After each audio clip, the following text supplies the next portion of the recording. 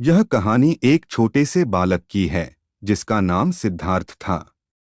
सिद्धार्थ का जन्म एक छोटे से गांव में हुआ था, जहां वह अपने माता पिता के साथ रहता था। उसके माता पिता साधारण लोग थे, लेकिन सिद्धार्थ का हृदय बहुत बड़ा था और उसकी सोच भी परे थी। उसकी आंखों में एक विशेष चमक थी, जो यह दर्शाती थी कि वह अन्य बच्चों से कुछ अलग था। वह शारीरिक रूप से छोटा था, लेकिन उसकी आत्मा बहुत बड़ी और गहरी थी। बचपन से ही उसे आत्मज्ञान और शांति की ओर एक अनूठा आकर्षण था। वह अक्सर अपने माता पिता से दुनिया के रहस्यों के बारे में सवाल करता, लेकिन वे उसे केवल सामान्य उत्तर देते। सिद्धार्थ को ये उत्तर संतुष्ट नहीं करते थे और वह हमेशा कुछ नया जानने के लिए उत्सुक रहता था। सिद्धार्थ का जीवन और गौतम बुद्ध से मुलाकात। सिद्धार्थ के जीवन का एक अहम मोड़ तब आया जब उसने बुद्ध के बारे में सुना। उसे यह बात बहुत प्रभावित करती थी कि एक व्यक्ति, जिसे गौतम बुद्ध कहा जाता था, ने संसार के दुखों को समाप्त करने के लिए कठिन तपस्या की और शांति की प्राप्ति की। सिद्धार्थ ने सोचा, क्या यही वह रास्ता है जिसे मुझे भी अपनाना चाहिए। एक दिन सिद्धार्थ ने ठान लिया कि वह गौतम बुद्ध से मिलकर उनसे कुछ सीखने का प्रयास करेगा। वह अपने घर से निकल पड़ा और कई दिनों तक यात्रा करता रहा। अंत में एक दिन वह एक बड़े आश्रम में पहुंचा, जहां गौतम बुद्ध ध्यान कर रहे थे। बुद्ध की शांति और उनकी आभा ने सिद्धार्थ को अपनी ओर खींच लिया। उसने निश्चय किया कि वह इस महान व्यक्ति से ज्ञान प्राप्त करेगा। सिद्धार्थ की तपस्या और ध्यान। बुद्ध ने सिद्धार्थ को डोट देखा और मुस्कुराए। उन्होंने कहा, तुम आए हो क्योंकि तुम्हारे हृदय में ज्ञान की प्यास है, लेकिन इस मार्ग में तपस्या और साधना की आवश्यकता होती है। क्या तुम तैयार हो? सिद्धार्थ ने सिर झुकाकर कहा, जी हाँ गुरुदेव, मैं पूरी तरह से तैयार हूँ। बुद्ध ने सिद्धार्थ को ध्यान की विधि सिखाई और उसे यह समझाया कि संसार में दुख की जड़ हमारी इच्छाएं हैं। जब हम इन इच्छाओं से मुक्त हो जाते हैं, तभी हम शांति को प्राप्त कर सकते हैं। सिद्धार्थ ने अपने भीतर की इच्छाओं को पहचानना शुरू किया और वह ध्यान में गहरे उतरने लगा। दिन रात ध्यान में बैठने से उसे धीरे धीरे आत्मज्ञान की प्राप्ति होने लगी। वह समझने लगा कि यह जीवन अस्थायी है और हमें हर पल में शांति और संतोष की तलाश करनी चाहिए। सिद्धार्थ की कठिनाइयाँ और संघर्ष। ध्यान की प्रक्रिया में सिद्धार्थ को कई कठिनाइयों का सामना करना पड़ा। कई बार वह महसूस करता कि उसकी सोच भटक जाती है और उसे यह समझ में नहीं आता कि वह किस दिशा में जा रहा है। लेकिन उसने कभी हार नहीं मानी। उसने लगातार साधना की और अपनी इच्छाओं और अहंकार से दूर रहने का प्रयास किया। वह दिन रात केवल बुद्ध की शिक्षाओं पर ध्यान केंद्रित करता रहा। वह जानने लगा कि वास्तविक सुख बाहरी चीजों में नहीं, बल्कि हमारे भीतर की शांति में है। सिद्धार्थ ने यह भी महसूस किया कि जीवन में दुखों का कारण केवल भौतिक वस्तुएं नहीं, बल्कि हमारे विचार और अहंकार भी हैं। हमें अपनी सोच को साफ और सरल रखना चाहिए।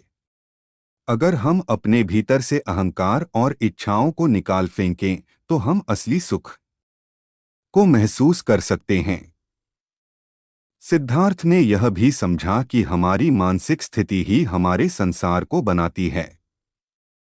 अगर हम सकारात्मक सोच और शांति के साथ जीते हैं, तो हमारा संसार भी शांतिपूर्ण हो जाता है। सिद्धार्थ का ज्ञान और उसका प्रसार। गौतम बुद्ध ने सिद्धार्थ को जब यह गहरी समझ दी, तो सिद्धार्थ ने अपने ज्ञान को और अधिक लोगों तक पहुंचाने का संकल्प लिया। उसने बुद्ध के साथ मिलकर कई जगहों पर यात्रा की और लोगों को डोट शांति और समर्पण के मार्ग पर चलने के लिए प्रेरित किया। वह बुद्ध के उपदेशों को फैलाने के लिए किसी भी हद तक जाने के लिए तैयार था। उसने देखा कि लोग दुख और कष्टों में जी रहे थे क्योंकि उन्हें जीवन के वास्तविक उद्देश्य का ज्ञान नहीं था। सिद्धार्थ ने सोचा, अगर मैं इन लोगों को जीवन का सही मार्ग दिखा सकूं, तो उनके जीवन में भी शांति और सुख आ सकता है। वह अक्सर यह बात कहता, संसार में दुख है, लेकिन इसका अंत संभव है। जब हम अपनी इच्छाओं और अहंकार से मुक्त हो जाते हैं, तो हम शांति और संतोष की अवस्था में पहुंच सकते हैं। जीवन का असली उद्देश्य आत्मज्ञान है, और यह ज्ञान हमें केवल हमारे भीतर से मिल सकता है। सिद्धार्थ की तपस्या का प्रभाव। सिद्धार्थ की तपस्या ने न केवल उसे आत्मज्ञान दिया, बल्कि पूरे समाज पर भी गहरा प्रभाव डाला। लोग उसके पास आने लगे और उसे अपना मार्गदर्शक मानने लगे। सिद्धार्थ ने उन्हें यह सिखाया कि संसार के दुखों का समाधान केवल बाहरी चीजों में नहीं, बल्कि हमारे भीतर है। जब हम अपने मन को शांत रखते हैं और दूसरों के प्रति प्रेम और करुणा का भाव रखते हैं, तो हम सच्चे सुख की प्राप्ति कर सकते हैं।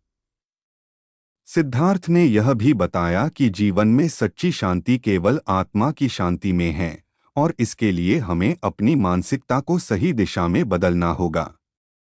वह हमेशा यह संदेश देता, जब तुम खुद को डोट जानोगे तब तुम संसार को जान पाओगे। यही आत्मज्ञान है। सिद्धार्थ का जीवन दूसरों के लिए एक उदाहरण बन गया। उसकी उपदेशों ने समाज में बदलाव की लहर पैदा की। लोग अब भौतिक सुखों के बजाय मानसिक और आत्मिक शांति की ओर अग्रसर होने लगे थे। सिद्धार्थ का अंतिम निर्णय समय के साथ सिद्धार्थ ने और अधिक लोगों को ध्यान और साधना की शक्ति का अनुभव कराया। एक दिन वह एक बड़े शहर में पहुंचा, जहां उसे कई लोग अपना शिक्षक मानते थे। सिद्धार्थ ने वहां के लोगों को भी बुद्ध की शिक्षाओं का पालन करने के लिए प्रेरित किया, और साथ ही यह बताया कि जीवन का उद्देश्य केवल आत्मज्ञान प्राप्त करना है, और इसके लिए तपस्या और साधना आवश्यक हैं। आखिरकार सिद्धार्थ ने ध्यान के द्वारा पूरी तरह से आत्मज्ञान प्राप्त किया, और वह एक महान संत और योगी के रूप में प्रसिद्ध हो गए। उन्होंने पूरी दुनिया को यह सिखाया कि किसी भी प्रकार के बाहरी सुख और दुख से परे जाकर हम केवल आत्मा की शांति को महसूस कर सकते हैं। सिद्धार्थ का जीवन एक मिसाल बन गया, और उनकी शिक्षाएं आज भी लोगों को सही मार्ग पर चलने के लिए प्रेरित करती हैं। निष्कर्ष: सिद्धार्थ का जीवन यह बताता है कि हम सभी के भीतर एक विशेष शक्ति और ज्ञान छिपा हुआ है। हमें केवल अपनी इच्छाओं और अहंकार से मुक्ति पाकर अपने भीतर की शांति को पहचानने की आवश्यकता है। यही वह रास्ता है जो हमें असली सुख और शांति की ओर ले जाता है। सिद्धार्थ ने यह सिद्ध किया कि ज्ञान और शांति की प्राप्ति के लिए केवल साधना, तपस्या और समर्पण की आवश्यकता होती है, और जब हम इस मार्ग पर चलते हैं, तो हम जीवन के असली उद्देश्य को प्राप्त कर सकते हैं। यह कहानी एक छोटे से गांव में रहने वाले एक बालक की है, जिसका नाम अर्जुन था। अर्जुन एक साधारण बालक था, लेकिन उसकी आत्मा में विशेष प्रकार की आंतरिक शांति और ज्ञान की ललक थी। उसका जीवन साधारण था, लेकिन उसकी इच्छाएं उच्च थीं। वह बचपन से ही तपस्या और ध्यान में गहरी रुचि रखता था, और उसकी यह रुचि गांव के अन्य बच्चों से अलग थी। अर्जुन के भीतर एक अनूठी जिज्ञासा थी, जो उसे जीवन के गहरे रहस्यों को समझने की प्रेरणा देती थी। एक दिन अर्जुन ने सुना कि गांव के पास एक बृहद जंगल में एक तपस्वी योगी रहते हैं, जो बुद्ध की शिक्षाओं पर ध्यान करते हैं। यह योगी पूरी तरह से ध्यान और तपस्या में लीन रहते हैं। अर्जुन ने ठान लिया कि वह भी बुद्ध की शिक्षा और तपस्या का अभ्यास करेगा, ताकि वह जीवन के वास्तविक अर्थ को समझ सके। उसने अपनी माता पिता से अनुमति ली और अगले दिन वह जंगल की ओर निकल पड़ा। जंगल में प्रवेश करने के बाद अर्जुन ने देखा कि योगी सच में एक गहरी ध्यान अवस्था में थे। उनकी आंखें बंद थीं और वह बिना हिले डुले बैठे थे। अर्जुन ने उनके पास जाकर विनम्रता से पूछा, महाराज, क्या मैं भी तपस्या और ध्यान का अभ्यास कर सकता हूँ? योगी ने अपनी आंखें खोली और उसकी ओर देखा। उन्होंने कहा, तुम युवा हो, लेकिन तुम्हारे भीतर एक सच्ची खोज का भाव है। यदि तुम पूरी निष्ठा और समर्पण से ध्यान और तपस्या में जुटते हो तो तुम भी ज्ञान की प्राप्ति कर सकते हो। अर्जुन ने योगी की बातों को अपने दिल में उतारा और तपस्या का मार्ग अपनाया। पहले दिन उसे बहुत कठिनाई हुई। ध्यान में बैठते समय उसका मन बार बार इधर-उधर भटक जाता था, लेकिन उसने हार नहीं मानी और रोज सुबह शाम ध्यान में बैठने का नियम बनाया। धीरे धीरे उसे ध्यान में गहरी शांति महसूस होने लगी। वह ध्यान के माध्यम से आत्मा के वास्तविक स्वरूप को पहचानने लगा। उसने महसूस किया कि जीवन का सच्चा उद्देश्य आत्मज्ञान है और इसके लिए तपस्या और साधना आवश्यक हैं। वह ध्यान में लीन रहने के साथ साथ बुद्ध की उपदेशों को भी समझने लगा, जो योगी ने उसे समय समय पर सुनाए थे। एक दिन योगी ने अर्जुन से पूछा, तुम्हें अब तक क्या समझ में आया? अर्जुन ने उत्तर दिया, मुझे यह समझ में आया कि जीवन का उद्देश्य केवल भौतिक सुखों की प्राप्ति नहीं है, बल्कि यह आत्मा की शांति और ज्ञान की प्राप्ति है। जब तक हम अपने भीतर के शांति और प्रेम को नहीं पहचानते, तब तक बाहरी सुखों का कोई मतलब नहीं है। योगी मुस्कराए और कहा, तुम्हारी समझ में गहराई आ गई है।